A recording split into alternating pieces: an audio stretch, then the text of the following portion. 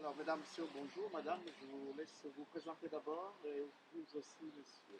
Oui, alors là je suis dans un élément qui m'est familier parce que j'y viens souvent. Je suis Mme Gomez, donc je suis adjointe en charge de la culture, du parc zoologique, du tourisme et du camping.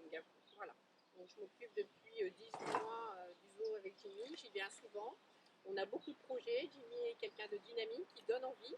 Et le site est un beau parc zoologique et on a envie aussi d'y faire de belles choses et d'améliorer le quotidien, que ce soit pour les petits, mais pour les adultes également.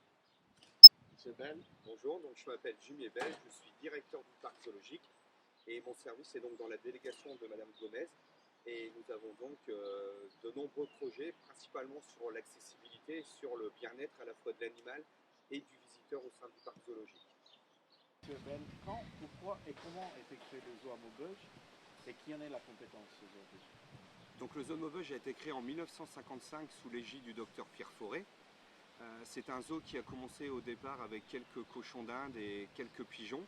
Et ensuite, tout au long des décennies, le zoo a vu sa collection s'enrichir pour arriver aujourd'hui à un zoo de 7 hectares et demi au plein cœur des fortifications de Vauban.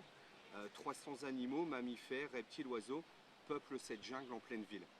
Le zoo est un service entièrement municipal au même titre que l'état civil, les espaces verts.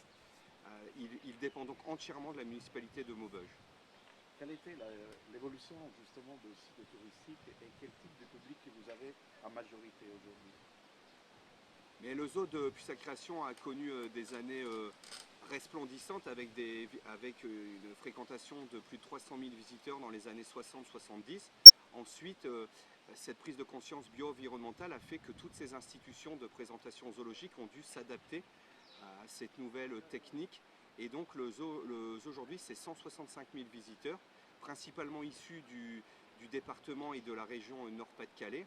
Nous avons également des visiteurs étrangers, 17% des visiteurs sont de nationalité belge. Et ensuite, le zoo est avant tout un lieu très prisé des Maubeugeois, puisque beaucoup de Maubeugeois se l'approprient et on le voit très bien à travers les passes qui sont des abonnements annuels dont le nombre est en croissance exponentielle chaque année de forte manière.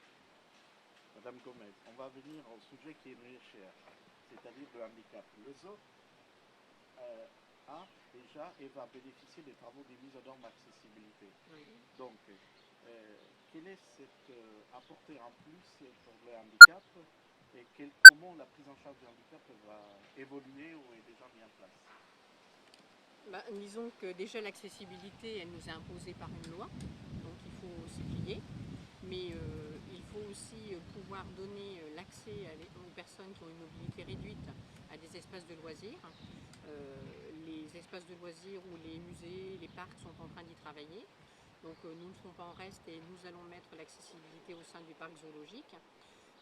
C'est un apport pour pouvoir accueillir les personnes en situation de handicap, qu'ils soient adultes ou jeunes enfants. Nous avons même créé cette année avec les centres de loisirs un accès à des enfants justement qui étaient handicapés. Donc c'est un enrichissement. Là, on peut apprendre beaucoup des personnes handicapées parce qu'elles vont nous guider aussi si on travaille en partenariat avec elles pour savoir ce dont elles ont besoin.